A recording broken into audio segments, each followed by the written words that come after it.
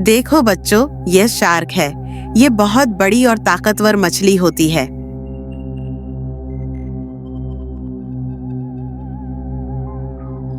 यह व्हेल है बच्चों। यह दुनिया का सबसे बड़ा समुद्री जीव है और पानी में रहती है। बच्चों, यह डॉल्फिन है। यह बहुत होशियार होती है और पानी में उछल कूद करती है।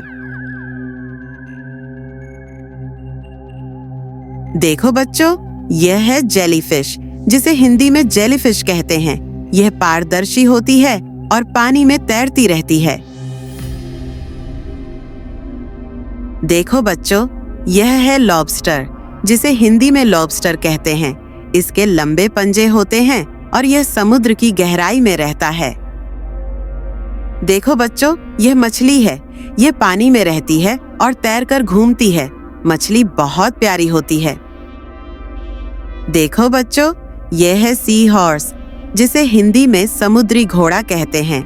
इसका आकार घोड़े जैसा होता है और यह बहुत छोटा सा होता है।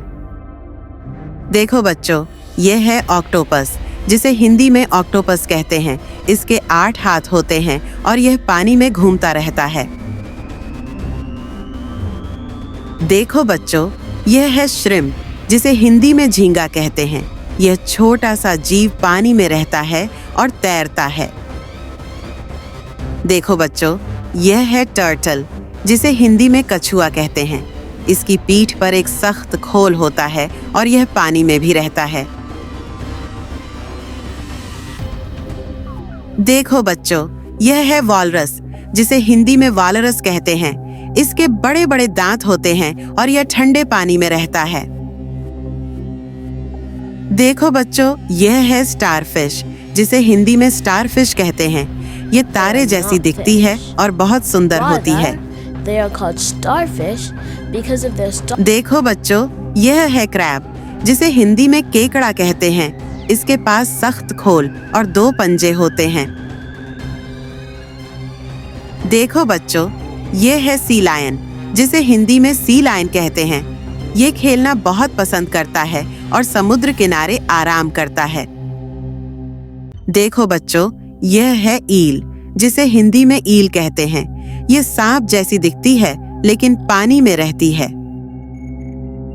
देखो बच्चों, यह है डुगोंग, जिसे हिंदी में डुगोंग कहते हैं। ये बहुत शांत जीव है और पानी में घास खाता है।